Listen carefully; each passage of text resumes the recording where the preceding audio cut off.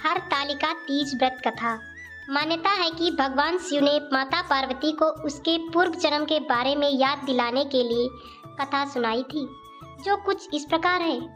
भगवान शिव माता पार्वती से कहते हैं, पार्वती, तुमने मुझे वर के रूप में पाने के लिए घोर तपस्या की थी। तुमने अन्न जल त्याग कर सूखे पत्ते खाए। सर्दी में तुमने लगातार पानी में रहकर तपस्या की। बरसात की गर्मी पंचा अग्नि और सूर्य के तप से खुद को तपाया। श्रावण की मूसलाधार बरसात में तुमने बिना अन्न जल के खुले आसमान तले दिन बिताए। तुम्हारी इस घोर कष्ट वाली तपस्या से तुम्हारे पिता गिरिराज काफी दुखी और बेहद नाराज थे। तुम्हारी इतनी घोर तपस्या और तुम्हारे पिता की नाराजगी को देखकर एक दिन नारद जी तुम्हारे घर आए। तुम्हारे पिता गिरिराज से कहा, मैं भगवान विष्णु के कहने पर आया हूँ। आपकी पुत्री की घोर तपस्या से खुश होकर भगवान विष्णु को उनसे विवाह करने की इच्छा है। नारद मुनि की बात सुनकर तुम्हारे पिता अत्यंत खुश होकर बोले, श्रीमान, अगर स्वयं विष्णु भगवान मेरी पुत्री से विवाह करना चाहते हैं तो मुझे कोई आपत्ति नहीं है। भगवान विष्णु तो साक्षात ब्रह्मा का रूप है। ये तो हर पिता चाहता है कि उसकी पुत्री सुखी रहे और अपने पति के घर में लक्ष्मी का रूप बने।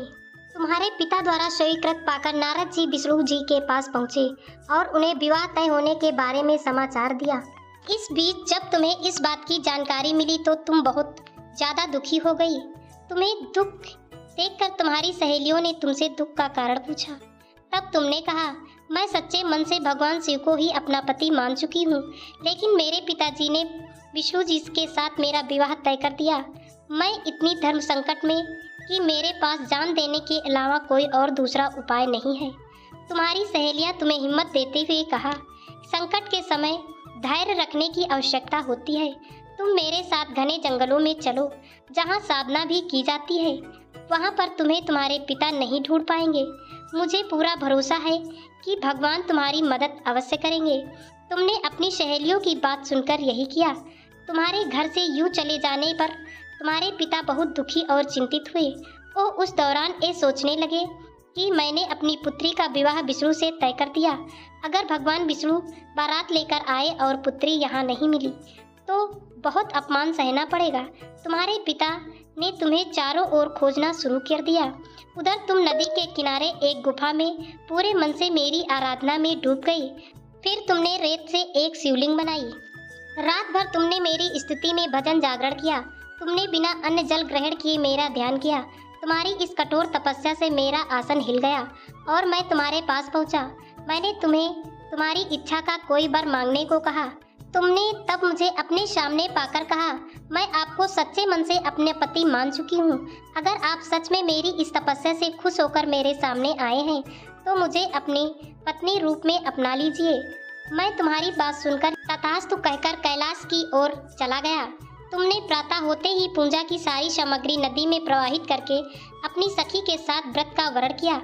उसी वक्त तुम्हारे पिता गिरिराज तुम्हें ढूंढते हुए वहां पहुंचे।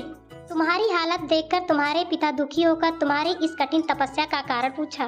तुमने अपने पिता को समझाते हुए कहा, पिताजी, मैंने जीवन का ज़्यादातर समय कठिन तपस्या करके बिताया है। मेरी इस कठोर तपस्या से केवल एक ही उद्देश्य था, शिव को पति के रूप में प्राप्त करना। मैं आज अपनी तपस्या की परीक्षा में खरी उतरी हूँ।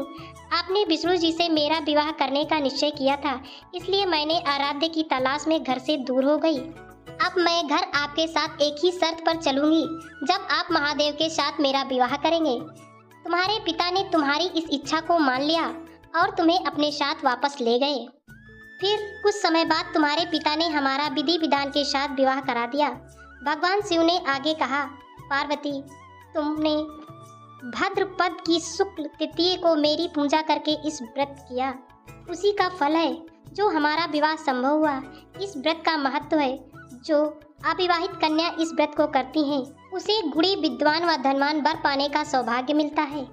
वही विवाहित स्त्री जब इस व्रत को पूरी विधि से करती हैं तो सौभाग्यवती होती हैं और पुत्र व धन सुख की प्राप्ति करती हैं। दोस्तों, अगर सच्चे मन से मेहनत से किसी की इच्छा की जाए तो इच्छा जरूर पूरी होती है।